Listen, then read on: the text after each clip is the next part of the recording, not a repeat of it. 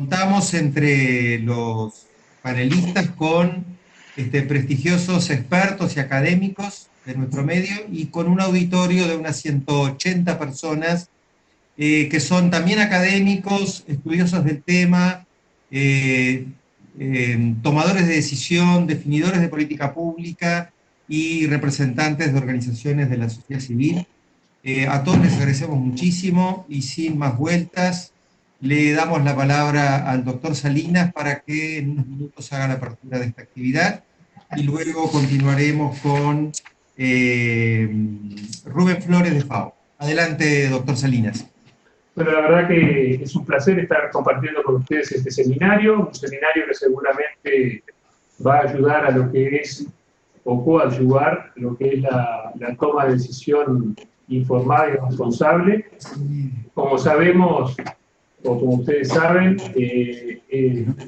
este ministerio y este ministro en particular no está ausente de las decisiones que se toman día con día, y sabemos claramente que esta política de rotulado de alimentos está íntimamente vinculado a lo que son las enfermedades no transmisibles, que son una de las mayores epidemias del siglo XX-XXI, sobre todo a partir de los últimos 50 años, y sobre todo que tiene una especial relevancia en la infancia, donde el consumo se hace sobre parámetros de mercado y de consumo más que de alimentación saludable. Entonces, en ese sentido, hemos sido principistas en defender el decreto de rotulado frontal de alimentos, en el entendido de que ya existe evidencia no solo internacional, sino también en América del Sur, sobre todo en Chile, que el tema del rotulado genera un cambio de comportamiento, un cambio beneficioso en el comportamiento del consumidor, sobre todo aquel consumidor que compra sin mirar. Al mirar rápidamente tiene una forma de advertencia y de comprensión de que está adquiriendo un producto que de pronto no es saludable. Y del otro lado está todo el aspecto sanitario, que es la prevención de la obesidad, la prevención de la diabetes, la prevención de la hipertensión arterial, de manera tal que esa incidencia de las enfermedades cardiovasculares generan un impacto en el gasto y un impacto en el PBI, pues de esta manera, con medidas sencillas pero eficaces de alguna manera, se está coadyuvando a que haya un mejor gasto en salud. No es porque tenga que disminuir graciosamente, sino porque se ayuda a la prevención y a un entorno más saludable, un estilo de vida que, ahora como vino el doctor Asqueta, me voy a poner la máscara, porque si no, estando solo no había problema, pero ya estando acompañado con mi amigo Asqueta es otra cosa. Sabemos bien que el tema de la promoción de la vida saludable y los hábitos saludables son fundamentales, particularmente en la primera infancia, porque además sabemos que estos niños son promotores de esas costumbres y difusores, a su vez, para sus mayores, y de tal manera que pensamos que son un elemento de multiplicación del saber de alguna manera.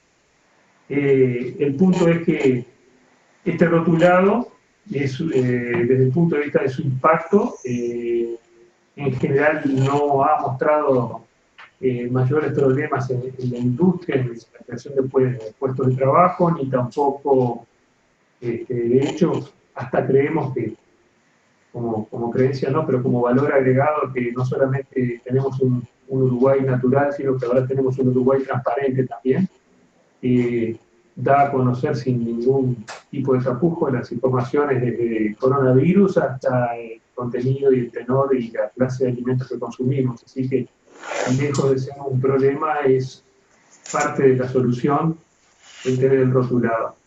Después, en cuanto a pequeños detalles de ajuste, los podrán haber y se verán cuáles son, pero no va a cambiar eso. Lo que sí vamos a tratar de tomar el liderazgo dentro de lo que es el Mercosur en estas propuestas para armonizar aunque lleve tiempo, y como dice el preinforme que mandó la OPS, que lleve años armonizar estas políticas dentro del Mercosur, sabemos que nada de lo que es relaciones exteriores y relaciones bilaterales, mucho más multilaterales, son de alguna manera fáciles, sino que al contrario son costosas. No sé, llegar simplemente a un acuerdo con Brasil por el tema de COVID-19 en la frontera, para una política frontera, nos llevó muchas idas y vueltas, pero felizmente llegamos a una solución de consenso.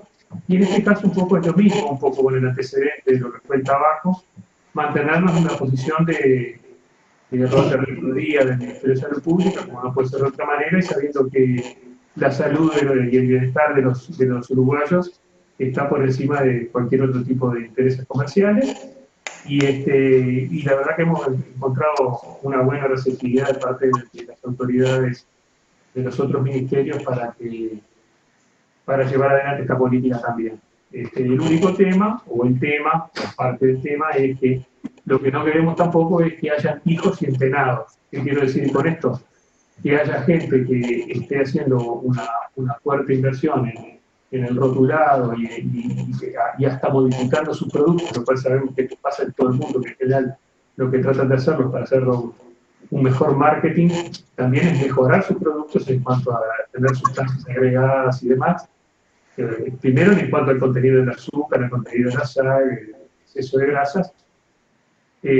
También, digo, no se advierte mucho acá en esta normativa todo el tema de todo lo que son los elementos químicos que generan también los sabores y que son absolutamente elementos a futuro, digamos, de una difusión futura, pero que también hacen a que ese alimento sea de buen paladar. Entonces, lo que importa aquí es que el Ministerio está en una situación de favorecer las políticas de salud, en favorecer que no se propaguen las enfermedades no transmisibles, y que queremos que una parte o una pata de esas políticas, además de la promoción de los hábitos de vida saludables, está en el rotulado frontal.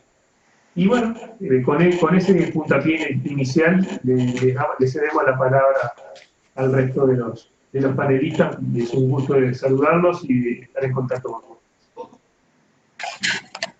Muchas gracias, señor ministro. Le damos la palabra entonces a Rubén Flores Agreda, que es el representante de FAO en la región. Adelante, Rubén. Señor ministro de Salud, Daniel Santos, muy buenas tardes. Estimada Luz Ángela, Giovanni, representantes de UNICEF como de OPS-OMS, a los señores y señoras panelistas, moderadores de este seminario, también, por supuesto, a los participantes y a los periodistas que nos están siguiendo. Un gusto realmente, señor ministro, a nombre de la FAO, tener la oportunidad de dirigirme a todas y a todas en este evento tan importante para el futuro de las uruguayas y los uruguayos y del país en general. Reconocer, señor ministro, que su gobierno y la población uruguaya supieron responder con premura y con responsabilidad a la actual emergencia sanitaria. Y creo que es importante entender que es en este contexto en que también se toma la decisión que corresponde en función del decreto sobre el rotulado frontal de alimentos. Me parece importante entonces mencionar que esta crisis sanitaria se transmitió y se profundizó y se profundizará en una crisis también que será de tipo económico. El Banco Mundial prevé que el PBI de Uruguay va a tener una caída de un 3.7% en el año 2020.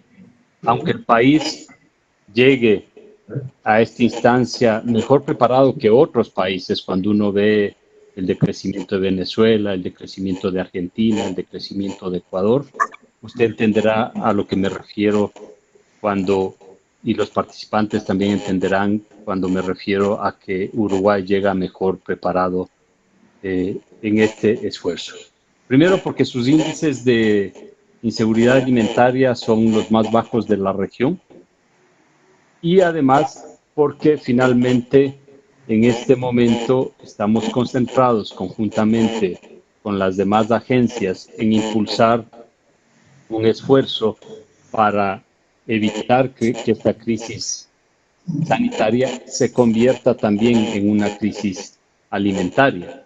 Y desde esta perspectiva me parece que es importante impulsar todo lo que significa la colaboración interinstitucional desde el sector privado, el sector público, la academia, la sociedad civil y todos los ciudadanos y ciudadanas que están impulsando este esfuerzo.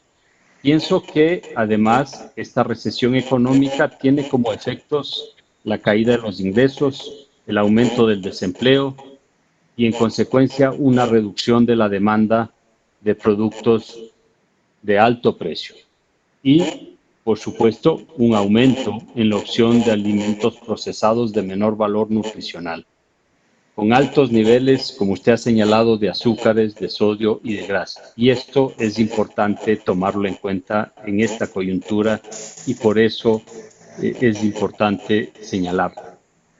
Y a ese nivel, Uruguay, como usted lo ha señalado, requiere hacer mayores esfuerzos. Este país vive desde hace años una crisis de sobrepeso y obesidad que involucra al 60% de la población adulta y además a esta altura ya el 33% de los niños de 2 a 4 años, según los datos oficiales. Y 43% de los niños de 9 a 12 años también tienen ya sobrepeso y obesidad. Entonces, esto debe ser prendida y debe mantener prendida una alerta en cuanto a la seguridad humana y el futuro del país debe estar comprometido a detener el avance de esta epidemia de sobrepeso y obesidad. Se trata de la salud y de la calidad de vida de las personas, de los trabajadores, de los consumidores, y a mediano plazo estas cifras, si van incrementándose, no sirven a nadie, complican a todos.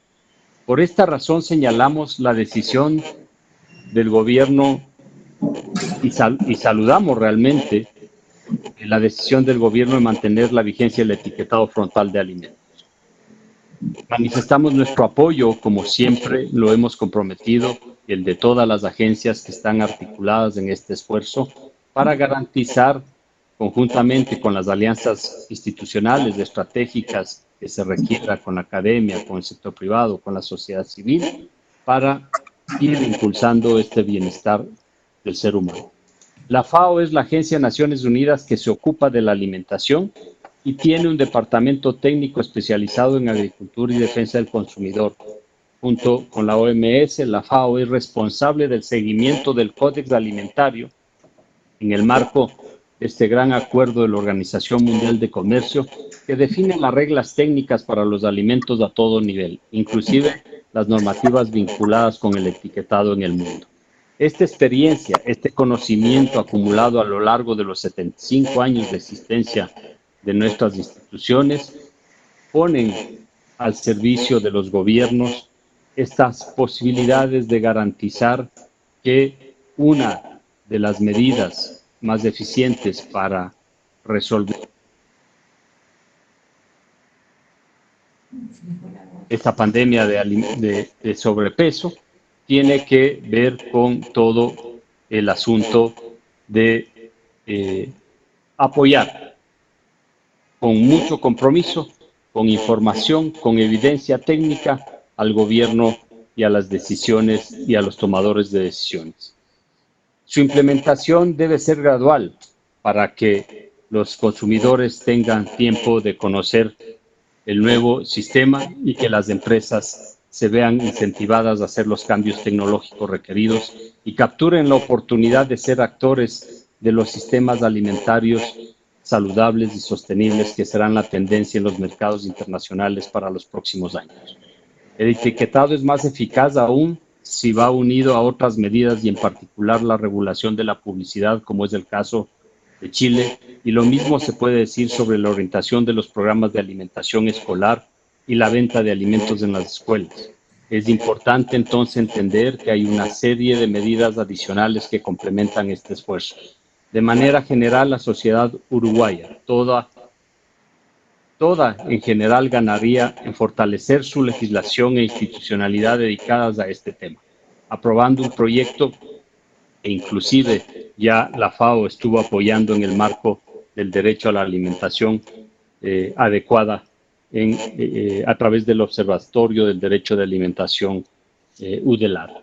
En todo caso, y en este seminario podrán ustedes tener información, estudios que demuestran que el etiquetado induce a cambios positivos e importantes en los consumidores, en las empresas, en pocos tiempos y con buena aceptación. Una colega nuestra de la FAO estará a cargo de presentar un estudio y unos resultados realizados en Chile sobre el impacto del etiquetado frontal de alimentos en el trabajo y en la actividad de la industria agroalimentaria de ese país. Gracias, Duca, por aportar en este esfuerzo y en este seminario. El sector alimentario, entonces, ministro, y la industria de alimentos a nivel del mundo y particularmente la uruguaya, deben encaminarse a proveer productos frescos y procesados de alta calidad nutricional, que son un pilar de la salud de la población y del desarrollo del país. El desafío es que los consumidores puedan distinguir mejor entre sus productos y otros productos que tienen bajo valor nutricional. Es urgente que las empresas que aporten más calidad nutricional puedan verse reconocidas e incentivadas por los consumidores, por el mercado y por el gobierno. No hay cómo superar esta crisis de sobrepeso y obesidad sin la colaboración de miles de los empresarios y productores que cumplen la tarea de alimentar cada día a la población uruguaya. El futuro aquí y en el mundo, sin duda, incluye un número creciente de consumidores que hará que cada día la ecuación entre alimentación, salud y ambiente se coloque en el centro de los sistemas agroalimentarios sostenibles. Este es el mejor camino y Uruguay lo está siguiendo. Cuente con nuestro apoyo, cuente con el apoyo de las Naciones Unidas y sus agencias para impulsar este esfuerzo y este camino que está construyendo el gobierno actual del Uruguay. Gracias y gracias a los participantes. Muchas gracias, Rubén. Le damos la palabra ahora a la representante de FAO, de UNICEF, Luz Ángela Melo. Adelante, Luz Ángela. Muchas gracias, doctor Daniel Salinas, ministro de Salud, doctor Miguel Asqueta, director general del Ministerio de Salud. Muchísimas gracias por estar con nosotros en este panel. Quiero felicitarlo, doctor Salinas, por el manejo de la crisis de la pandemia en Uruguay. Lo hago de esta manera, ya lo hice de manera privada. Es importante expresarles, es importante para nosotros expresar un gran reconocimiento por un manejo donde se tuvo en cuenta la libertad individual de las personas y la confianza en la sociedad para asumir actitudes responsables. Y esto también tiene que ver de alguna manera con la filosofía que hay detrás del etiquetado frontal, y nos congratulamos de que el gobierno haya decidido mantenerlo, porque tiene también que ver mucho con la libertad individual y las escogencias informadas por parte de la población de los mejores alimentos que ellos consideren. Quiero también aprovechar, dar las gracias a Isabel Bove, nuestra colega de UNICEF, que muy seguramente muchos de ustedes, los participantes y los panelistas, conocen por su apoyo invalorable a estos esfuerzos. Creo que sin el apoyo de Isabel, muy seguramente en UNICEF no hubiéramos podido estar acá.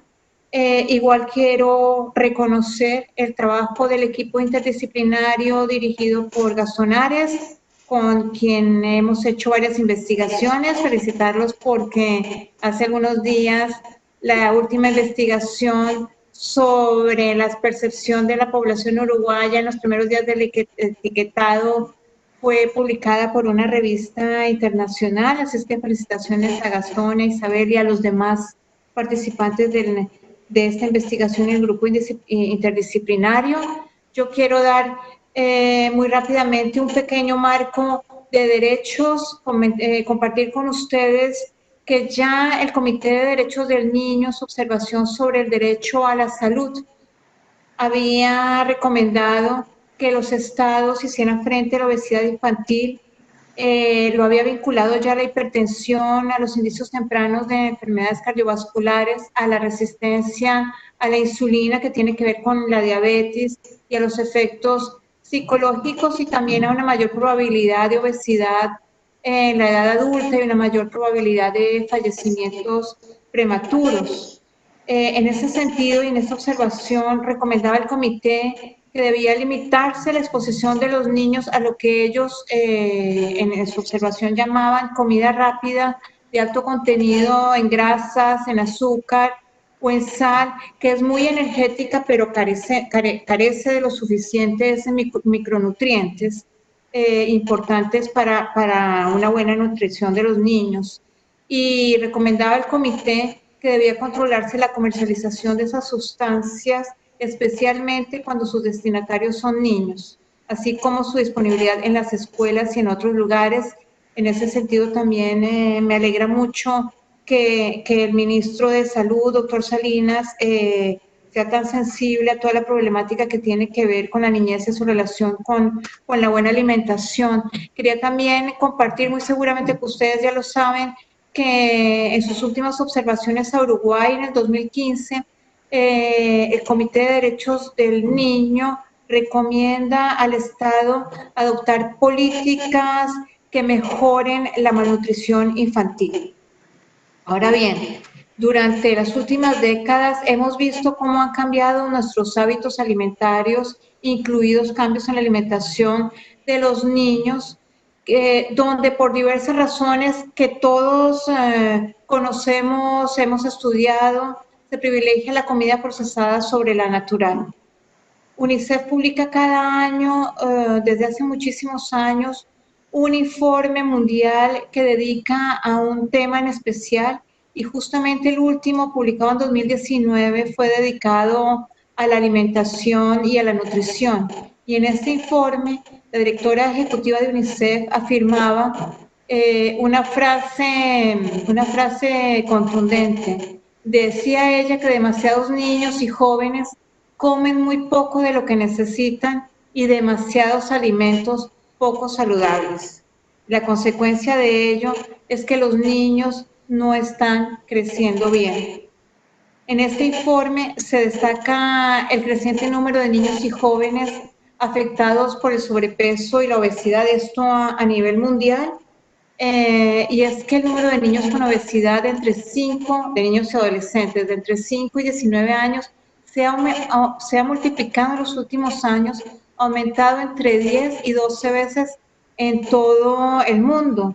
El sobrepeso y la obesidad, que durante mucho tiempo fuesen considerados trastornos de personas con altos recursos económicos, desde hace algunas décadas afecta cada vez más a las personas que viven en condiciones de pobreza, en condiciones de vulnerabilidad, en condiciones de gran exclusión.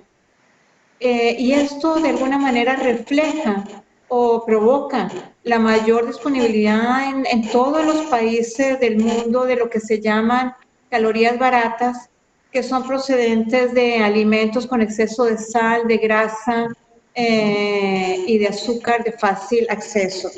Como decía nuestro colega de la FAO, el sobrepeso y la obesidad en niños y adolescentes es uno de los principales problemas que también enfrenta Uruguay. 4 de cada 10 niños escolares tienen sobrepeso y de estos 2 tienen obesidad.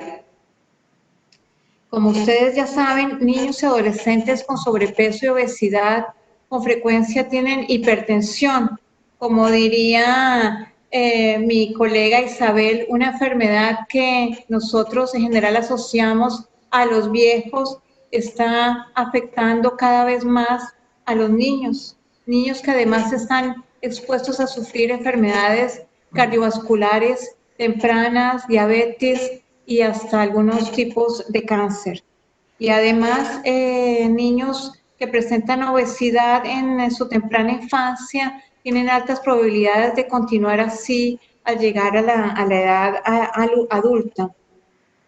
La alimentación no saludable, la inactividad física y el sedentarismo son algunos de los factores de riesgo de las enfermedades no transmisibles. Y además las consecuencias no están únicamente vinculadas a la salud. El sobrepeso y la obesidad de niños y adolescentes tienen un efecto negativo en sus procesos de aprendizaje y pueden contribuir al desarrollo de dificultades conductuales y emocionales como la depresión y sentimientos de estigma. Por eso mismo, el etiquetado frontal es una medida de reconocida eficacia que resulta en un buen inicio para los cambios hacia una alimentación más saludable, que es imprescindible comenzar. Quiero dar las gracias a los panelistas, a los participantes y reafirmar, señor ministro, nuestro apoyo a las autoridades públicas en sus esfuerzos por garantizar el derecho a la salud de niños y niñas. Quiero también dar las gracias a nuestra colega Maike Arts, que es la asesora regional de salud de UNICEF, que también va a ser parte de este panel. Muchas gracias por tu tiempo, Maike, y muchas gracias a todos ustedes. Tengan ustedes un cordial saludo. Les saluda Giovanni Escalante, representante de la OPS-OMS en Uruguay. Gracias por participar de este encuentro virtual y gracias también a usted, doctor Daniel Salinas, ministro de Salud del Uruguay, por participar de este diálogo. Este es un encuentro mediante el cual se va a mostrar evidencias sobre los efectos positivos que tienen las advertencias sanitarias nutricionales. En este caso, estamos hablando del etiquetado frontal de alimentos y bebidas procesadas. Todos sabemos que es muy necesario mantener bien informada a la población y advertir si algún alimento o bebida tiene altos niveles de grasa, de sodio, de azúcares y otros aditivos.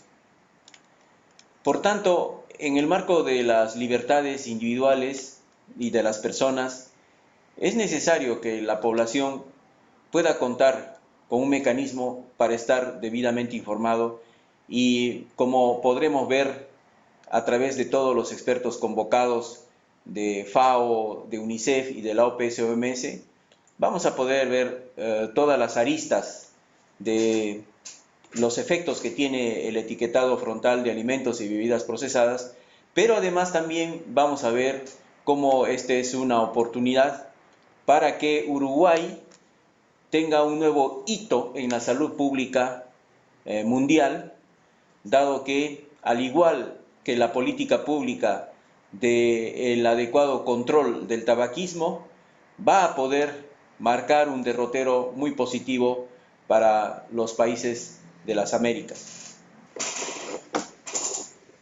Muy bien, gracias Giovanni. Completamos entonces la apertura del seminario. Vamos inmediatamente, para ir ganando tiempo, al primer panel. El primer panel se va a centrar en cuál ha sido el proceso del etiquetado frontal de alimentos en la región y en Uruguay en particular. En este panel contamos con la presencia del doctor Fabio Gómez, que es asesor regional de OPS en la materia, y el doctor Gastón Ares, que es del Núcleo Interdisciplinario Alimentación y Bienestar de la Universidad de la República.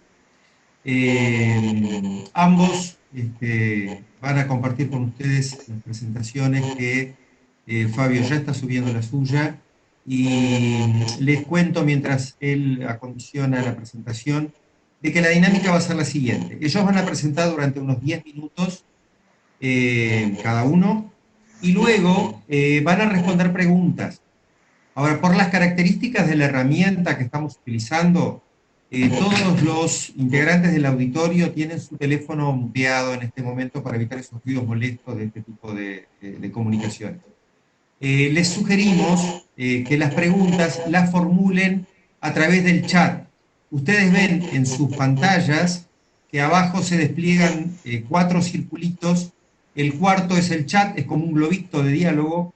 Ustedes lo abren y arriba van a observar que dice, hay un menú que dice tú, 2 puntos, y allí colocan all attendees, que va a ir a todos los participantes la pregunta que formulan. Esas preguntas los panelistas van a poder contestar 2 o 3 cada uno, entre ellos, y nosotros, bueno, elegiremos cuáles. Las demás van a quedar grabadas para ser contestadas posteriormente bajo la modalidad que veamos cuál es la mejor, si se lo mandamos las respuestas por correo o generamos otra instancia como esta para responder esas preguntas en función de cómo se despliegan. O sea que en la medida que vayan haciendo sus exposiciones Fabio y Gastón, les agradecemos que vayan formulando sus preguntas en el chat, que con eso también va a ser materia de trabajo futuro para todos. Adelante, Fabio, tenés el rol para pasar la presentación. Un detalle, Fabio, cuando te falten 3 minutos te voy a mostrar este cartelito para ayudarte a que vayas terminando, y cuando te falte 1 minuto te voy a mostrar este otro. Entonces así preservamos el tiempo de Gastón y de los demás panelistas que están todos esperando para participar. Adelante. Dale, bueno, un saludo a todas y todos, agradecer muchísimo la oportunidad de poder contribuir en esta ocasión. Yo voy a concentrarme por el tiempo, o sea, como estamos hablando de un seminario virtual, la idea es que sea bien corto para que no quede muy pesado para todos. Yo me voy a concentrar en los elementos del problema, de las causas del problema, la solución, y dentro de las soluciones el elemento del etiquetado como un elemento esencial, y la necesidad de avanzar. Y voy teniendo en cuenta que Gastón va en la secuencia a hablar con más detalles de la evidencia que tenemos en la región y en Uruguay en relación a las bases del etiquetado frontal que se ha adoptado en Uruguay. Pero siempre toda la solución empieza con la caracterización del problema, y lo que vemos en Uruguay es que solamente la glucosa elevada, la hipertensión, sobrepeso, obesidad, que están directamente asociadas con el excesivo consumo, como uno de los contribuyentes a estos factores de riesgo, el excesivo consumo de azúcares, sodio, grasas saturadas. Tenemos 14.000 muertes en 2017, lo que significan casi un 42% de las muertes causadas por estos factores. Y solamente en un año del 2017, pierde Uruguay 290.000 años de vida con calidad, si sumamos las vidas que han sido perdidas de forma prematura por estos factores, si sumamos los tiempos que las personas estuvieran enfermas por estos factores y no pudieron trabajar, no pudieron estudiar, no pudieron aprender, no pudieron divertirse, no pudieron utilizarse de su vida de la mejor forma posible. Entonces estamos hablando de un impacto que no es solo de la salud, es un impacto para toda la sociedad, porque estamos perdiendo vidas que se podrían estar usando e empleando en distintos sectores de la vida en sociedad.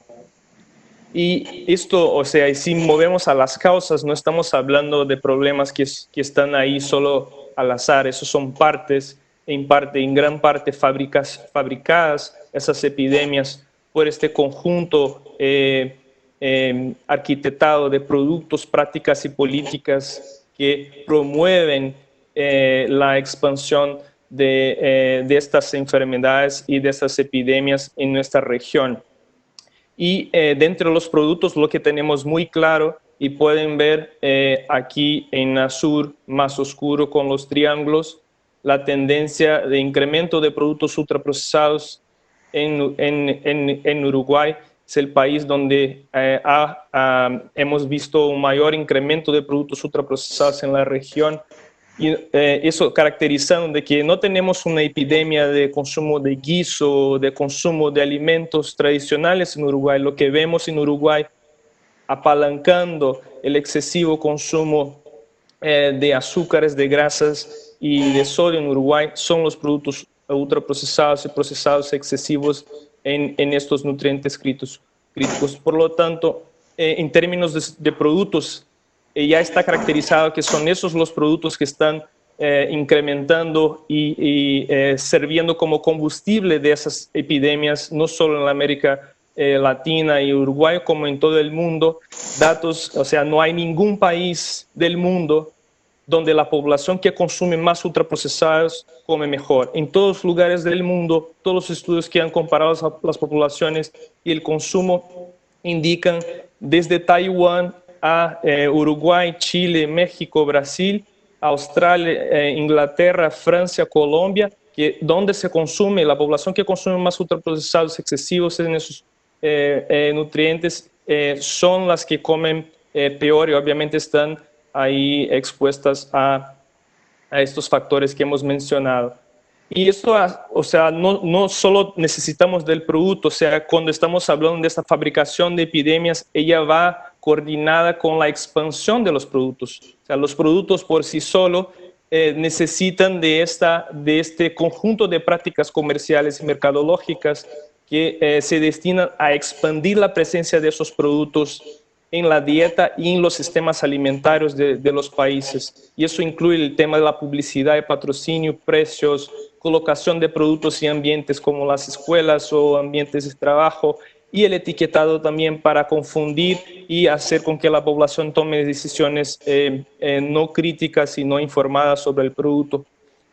Además de eso, también las empresas de productos excesivos en nutrientes críticos buscan cambiar las políticas, y con esto estamos hablando de actividades políticas corporativas que son intentos de las corporaciones para dar forma a las políticas de gobierno que sean de una manera favorable a la empresa.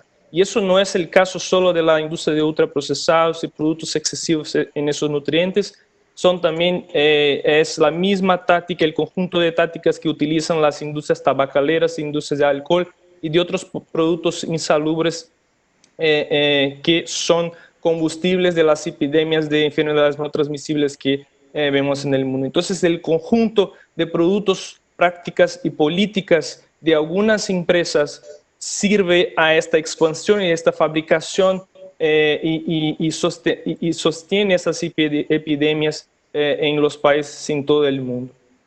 Por esa razón, el objetivo de este pequeño grupo de empresas es justamente mantener la desregulación del mercado, porque con un mercado desregulado ellos pueden expandir cada vez más la presencia de esos productos y ampliar la presencia y los combustibles para esas epidemias que vemos en esos países. Eso es un índice de Wall Street que mide la desregulación del mercado, y aquí tenemos datos de 74 países, están publicados en ese reporte de OPS, e indica cuanto más desregulado el mercado, más grande es la venta de productos ultraprocesados en el país. Entonces, el resultado es siempre la búsqueda de desregular, de retrasar o debilitar regulaciones para que ellos puedan seguir expandiendo la presencia de esos productos que están causando, están asociados con las enfermedades que más matan y quitan años de vida de nuestras poblaciones.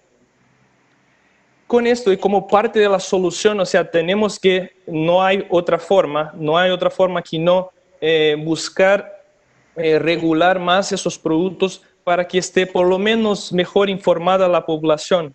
y vamos a hablar de un elemento del conjunto de políticas y soluciones que es necesario para poder avanzar en solucionar esas epidemias y generar una solución que realmente es efectiva. Y yo decidí contar un poco de cómo se evolucionó el etiquetado frontal en la América Latina, ¿no? Que empieza con un sistema que es el sistema GDA de forma voluntaria, después se adopta en México como una estrategia mandatoria, pero no era nada más que una mini tabla nutricional, o sea, simplemente traía los números y los porcentajes al frente del envase, era basado en porciones y fue desarrollado por empresas de productos ultraprocesados. Pero como pueden ver, no traía ninguna interpretación sobre lo que presentaba al frente.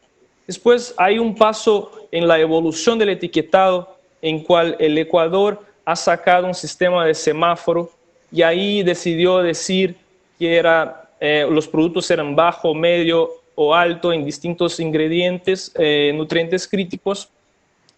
Lo hizo por 100 gramos. En esta ocasión no había ninguna recomendación de la OPS o OMS en relación a esta base que se debería utilizar, y desarrolló el gobierno de Uruguay para intentar mejorar lo que había para la población disponible. Entonces, intenta buscar y mejorar un poco lo que había, trayendo texto, trayendo la interpretación al consumidor.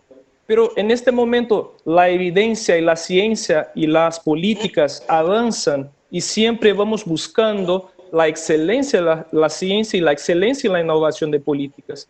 Y Chile, por ejemplo, da un paso más adelante, identifica, por ejemplo, con la ciencia y con más estudios de que los elementos de colores podrían traer confusión, el conjunto de los tres nutrientes con distintos niveles puede traer confusión, y avanza con un sistema de advertencia que es más directo. Avanza también con la evidencia de que en relación al texto sería la mejor opción utilizar la palabra exceso, pero en el debate político la industria, haciendo mucha presión, lo baja el estándar científico defendido como el exceso como mejor para alto N, y así se aprueba al final.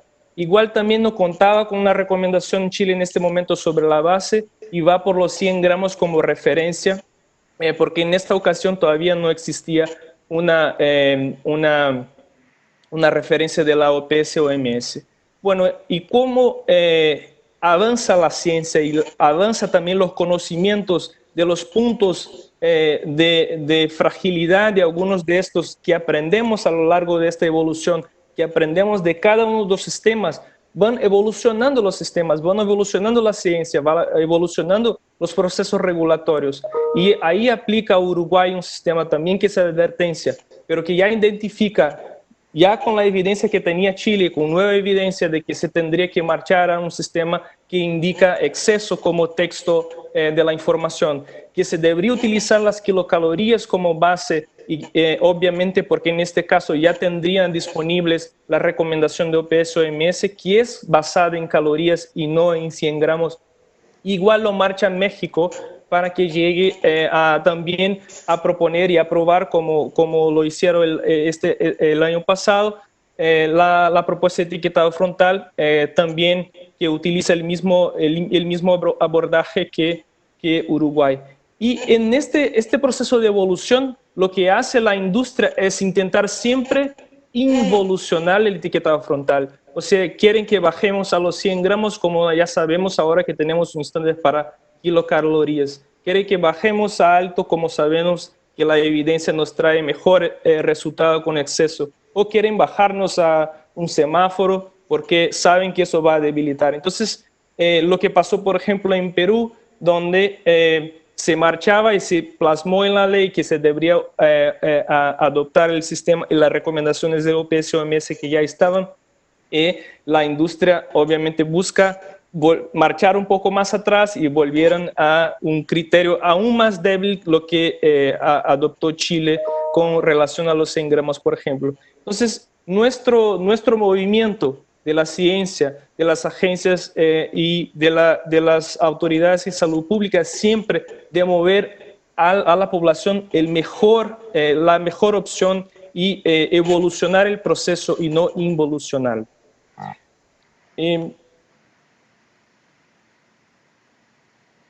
Voy a hablar ahora rápidamente y voy a pasar por el tiempo sobre el perfil de OPS que justamente en 2016 es publicado con base en las recomendaciones de la OMS.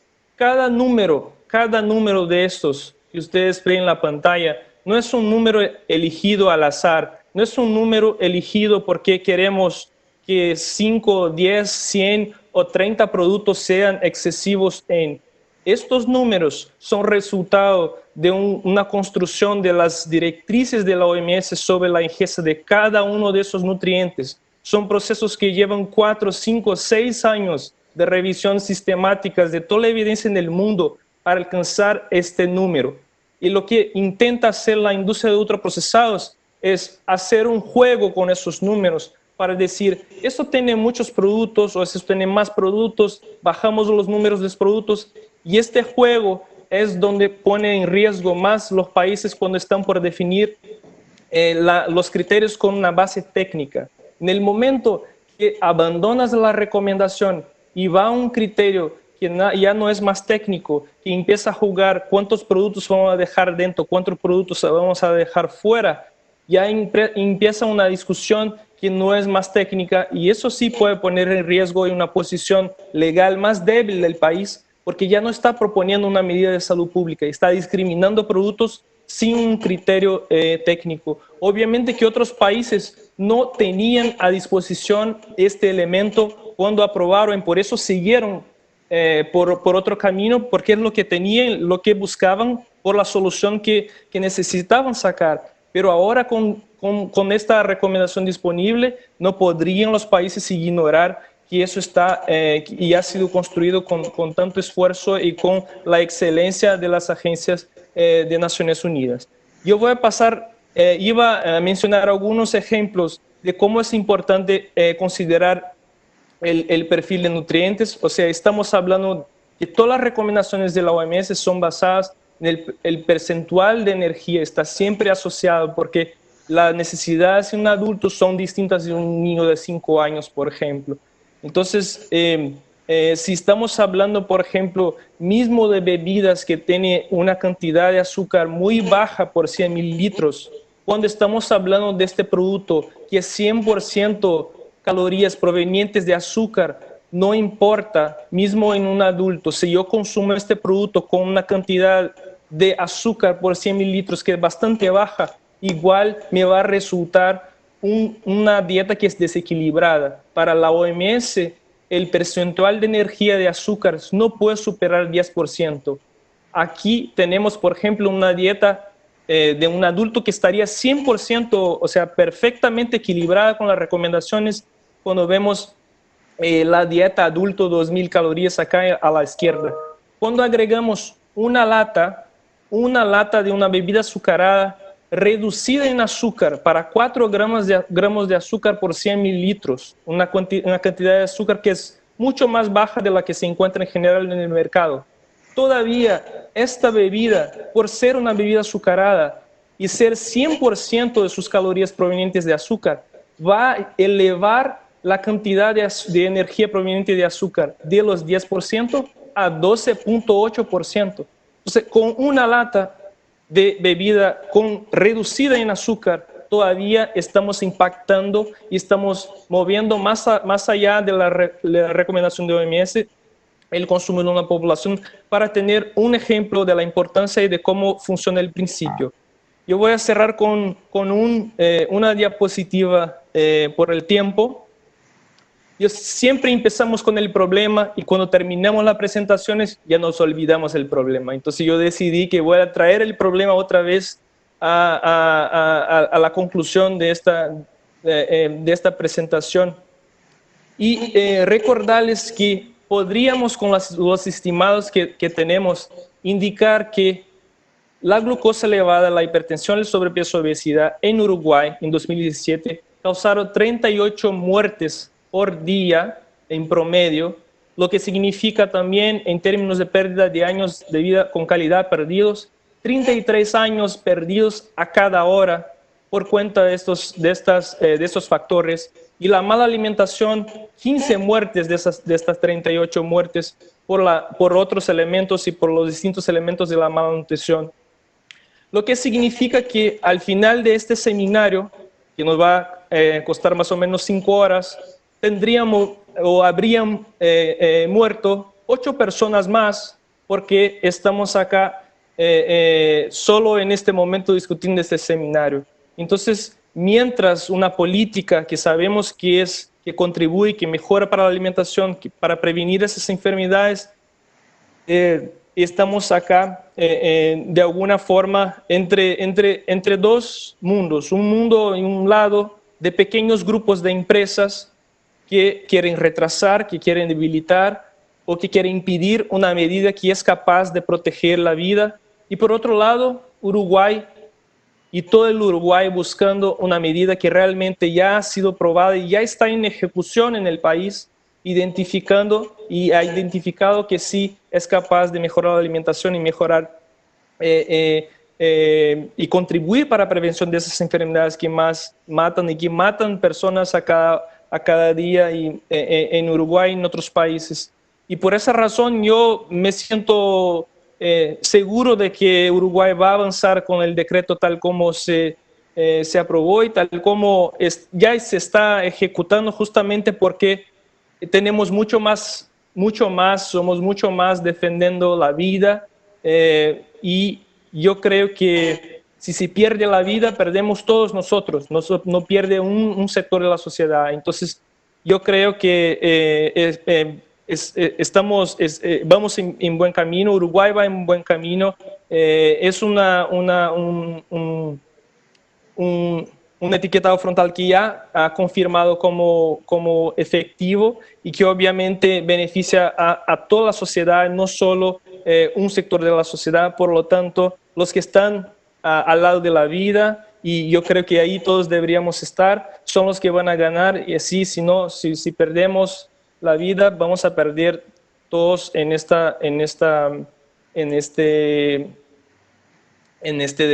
debate y en esta decisión. Muchas gracias. Muchas gracias a ti, Fabio. Hemos recibido algunas preguntas en el chat, pero se responderán luego de que haga su presentación Gastón Ares. Como les comentaba, muchas gracias por la invitación, disculpas por los inconvenientes técnicos. La idea de esta presentación entonces es resumir muy brevemente cuál es la evidencia que tenemos detrás de las disposiciones del decreto 272/018. Como todos saben, el decreto lo que dispone es la implementación de un rotulado frontal basado en advertencias, o sea, estos octógonos negros que tienen la expresión exceso dentro. Para llegar a estas disposiciones se generó un montón de evidencia que se basa básicamente en ese modelo lógico que tienen ahí. Ese modelo lógico lo que está planteando es que para lograr que el rotulado frontal tenga un impacto sobre la salud a largo plazo, por supuesto, es necesario primero que las personas, o sea, los consumidores, visualicen estos octógonos en el momento de la compra, que entiendan lo que quieren transmitir, que utilicen esa información para tomar sus decisiones y que esa información entonces modifique sus compras. O sea, que las personas comiencen a seleccionar productos con menor cantidad de azúcar, grasa y sal. Ese cambio en las decisiones se espera que ocasione cambios en la ingesta de nutrientes, o sea que podamos disminuir la cantidad de azúcar, grasa y sal que estamos consumiendo. Este efecto se vería potenciado si la industria reformula sus productos hacia menores concentraciones de azúcar, grasa y sal.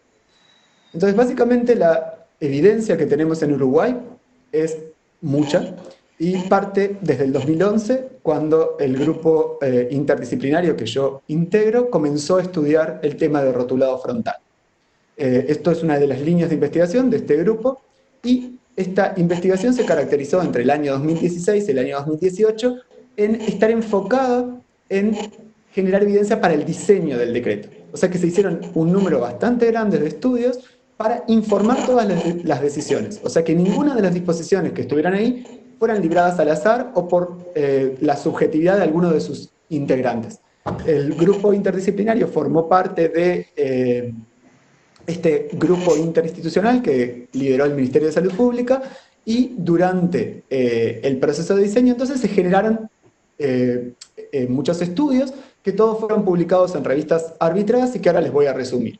Luego de la aprobación del decreto, este grupo continuó trabajando en el tema a través de la generación de insumos para el diseño de estrategias de comunicación, para fomentar el uso del rotulado en la toma de decisiones y luego para evaluar el impacto, principalmente antes del 1 de marzo, trabajando en lo que es una línea de base para después comparar el impacto, y a partir del 1 de marzo, cuando este decreto fue obligatorio por 10 días, antes de la prórroga, tratar de estudiar cómo estaba impactando en la toma de decisiones. Entonces, voy a empezar por resumir muy brevemente cuáles fueron los pasos que se siguieron durante el diseño del decreto, que tuvieron principalmente el objetivo de responder 3 preguntas. Primero, ¿qué tipo de sistema de rotulado nutricional frontal debía usar Uruguay?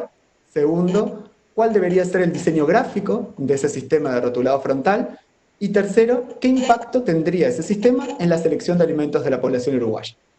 Para responder la primera pregunta, se compararon prácticamente todos los sistemas más importantes que estaban implementados a nivel mundial, como comentó Fabio, y se enfatizó la comparación con la propuesta que en ese momento hacía la Cámara de Alimentos de Uruguay, que era el sistema semáforo. Como grandes conclusiones, todas las referencias, como les decía, las tienen ahí debajo y corresponden a artículos publicados en revistas internacionales. Principalmente para desestimar el sistema semáforo, se partió de estos resultados que permiten explicar por qué en tantos estudios vemos que el semáforo tiene menos efecto. Y es algo muy simple, pueden empezar por el simbolito que ven a la izquierda, donde ven un producto que corresponde a un refresco que tiene alto contenido de azúcar. La percepción de saludable de la población, o sea, de los participantes de este estudio, fue 3.3 en una escala de 10 puntos. O sea, un producto no saludable. Cuando agregamos nutrientes en bajo contenido con un color verde, lo que vemos es que esa percepción de saludable aumenta. O sea que las personas comienzan a pensar que ese producto no era tan malo, y llegamos en un producto con 2 nutrientes bajos y un nutriente alto a un puntaje de 4.6, o sea, un producto que no es ni saludable ni poco saludable. O sea, distorsionamos totalmente la percepción de saludable de ese producto y de la composición nutricional de ese producto. Esto explica por qué el sistema semáforo es mucho más complejo de entender, por qué no mejora las decisiones de las personas y su capacidad de interpretar la información nutricional, y por supuesto por qué no modifica los hábitos de las personas o las selecciones de alimentos. Luego, si pasamos a la comparación con los sistemas que implementaron Australia y Nueva Zelanda, o que implementó recientemente Francia y Bélgica, son sistemas voluntarios que se basan en utilizar un puntaje global para caracterizar el alimento.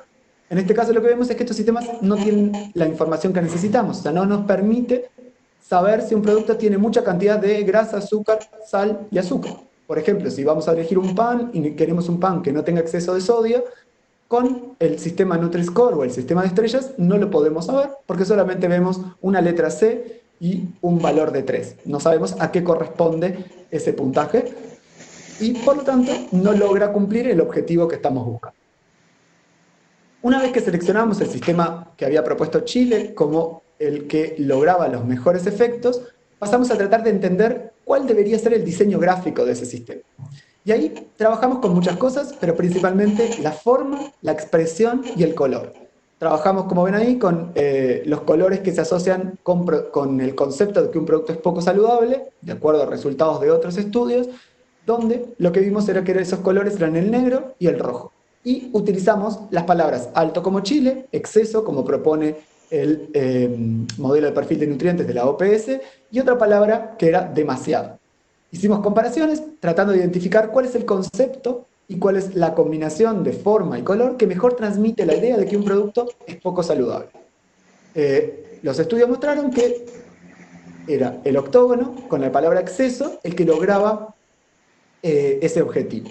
Luego tratamos de seleccionar el color de este símbolo que era más fácil de encontrar en los envases, porque esto es un proceso que debería llevarnos unos pocos segundos. Nosotros sabemos que una persona está más o menos unos 6 segundos mirando a un paquete desde que lo toma hasta que lo pone en un carrito en el supermercado. O sea que no podemos pensar que encontrar este tipo de información lleve mucho tiempo para un consumidor.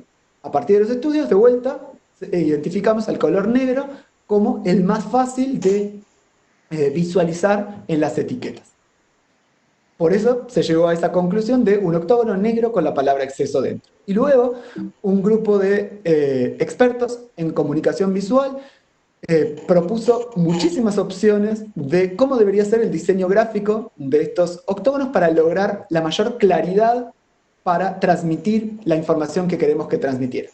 Y ahí eso involucró distintos tipos de bordes, distintas tipografías, distinta priorización de la palabra exceso y grasa, y a partir de estudios experimentales llegamos a la propuesta del decreto, que es el diseño que podemos ver en algunos productos actualmente en el mercado. El tercer paso fue tratar de entender cómo impactaría esto las decisiones de la población. Empezamos con algunos estudios muy simples de cambios. Cuando yo tengo una tarea de elección, como la que ven arriba, de 4 cajitas de jugo sin rotulado frontal, la situación de abajo, las cajitas de jugo con rotulado frontal, tratar de entender si la gente cambiaría su decisión. Que vimos que efectivamente la mitad de las personas cambiaba sus decisiones y el cambio implicaba una sustitución. O sea que lo que hacían era elegir dentro de esa categoría el producto que tuviera la mejor composición nutricional, o sea, el mejor perfil nutricional. Esto lo que nos permite también estos estudios de sustitución es pensar que a nivel agregado la industria de alimentos no tendría un efecto negativo, o sea, no se vería desfavorecida, porque las personas cambiarían de productos orientándose hacia aquellos que tengan un perfil más saludable.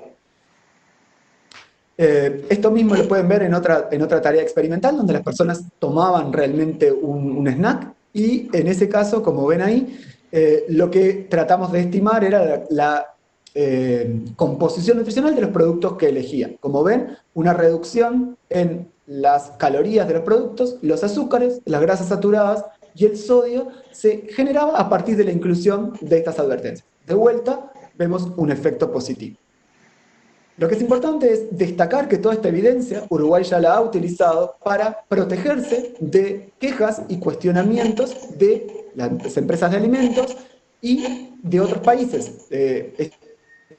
Esta evidencia está citada en los documentos que ven ahí. Por un lado, la respuesta a la consulta pública nacional e internacional realizada por Uruguay en el proceso y ante la Organización Mundial de Comercio. O sea que Uruguay utiliza esta evidencia para justificar las decisiones que ha tomado durante el proceso y, de vuelta, decisiones basadas en evidencia. Lo otro que también me parecía importante no perder de vista es que Uruguay actualmente es el país que más ha estudiado este sistema de rotulado frontal. Ahí tienen una búsqueda en una de las bases de datos más utilizadas con algunas palabras claves vinculadas con rotulado basado en advertencias. Pueden ver que Uruguay es el país que lidera y que tiene el mayor número de artículos publicados sobre este tema. Después de que este decreto, como les decía, estuvo aprobado, se pasó a tratar de entender cuáles podían ser los efectos de su implementación. Y acá se hizo un estudio, puntualmente entre los primeros días de marzo, antes de que el Poder Ejecutivo decretara la prórroga en el periodo de adaptación otorgado para la industria, y este estudio llegó hasta aproximadamente el 20 de marzo, y tratamos de medir lo que llamamos efectos inmediatos. ¿Qué son efectos inmediatos? Bien, tratar de entender inmediatamente luego de su implementación cómo estaba impactando el rotulado frontal en los 4 primeros pasos del modelo lógico que se propone para entender el impacto de esta política pública. Los resultados disponibles en un informe elaborado en conjunto con UNICEF y con la Organización Panamericana de la Salud, y básicamente lo que vimos es que el 77% de las personas ya había visto el rotulado en algún producto que fuera a comprar, lo cual es algo sumamente positivo. Piensen de vuelta los primeros días antes que se decretara la prórroga, cuando no todos los productos habían adoptado este tipo de medidas. Los productos más mencionados, cuando se les preguntaba en qué producto lo vieron, galletas y cereales, tipo enlatados, sopas, caldos. Lo siguiente que preguntamos fue tratar de entender si efectivamente esto estaba mejorando el entendimiento. Ahí pueden ver cómo aumenta el porcentaje de personas que son capaces de identificar que un producto tiene exceso de los nutrientes que nos preocupan. Pasamos de un 23% sin rotulado frontal a un 69% de los participantes que puede responder correctamente cuáles son los nutrientes que están en exceso en este producto. Y lo que más nos interesaba, de cierta forma, era tratar de entender cómo reaccionaba la gente frente a la implementación del rotulado frontal. De las personas que habían visto algún producto que fueran a comprar, lo que observamos es que el 58% cambiaba su decisión de compra.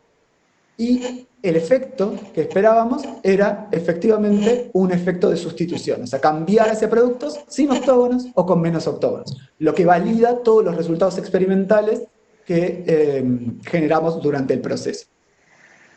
Entonces, en conclusión de la presentación, lo que me parecía importante destacar es que todas las disposiciones que establece el decreto están basadas en evidencia científica, toda publicada y referada, o sea que es del más alto nivel de evidencia disponible.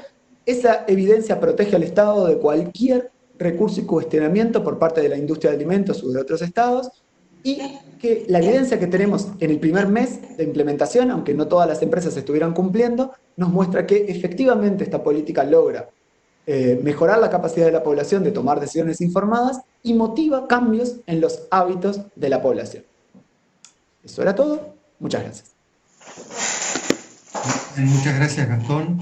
Hemos recibido algunas preguntas en el chat. Vamos a transmitirle a los dos panelistas básicamente dos preguntas, una la sintetizo. Una de las preguntas dice, porque solamente dos porque estamos ya un poco atrasados con la agenda. Para el público, ¿cambia el entendimiento la referencia por kilocalorías o cada 100 gramos? Esta es una de las preguntas. Y la otra está vinculada a qué opinión tienen los panelistas del cambio de la noción de, en la etiqueta de exceso por alto ED, cuáles serían, según lo que ha circulado, los argumentos en torno a uno u otro de los textos en la etiqueta. Adelante, Fabio. Sí, en relación a la pregunta de 100 gramos o caloría, si estamos hablando de cómo se expresa esa información en la tabla nutricional, o estamos hablando, depende de la pregunta, si va a lo que expresa, porque las personas no van a interpretar ni una ni la otra. Si la brindamos la información de números de calorías o de números por 100 gramos, la población no tiene la capacidad y no tiene los conocimientos técnicos ni el tiempo suficiente para calcular. Lo que estamos tratando de hacer es de aplicar una recomendación de salud pública, traducirla al consumidor para que yo pueda tener la información enfrente al envase. No va a haber 100 gramos, no va a haber calorías. Lo que va a haber es la advertencia que indica si el producto tiene excesiva cantidad de estos nutrientes.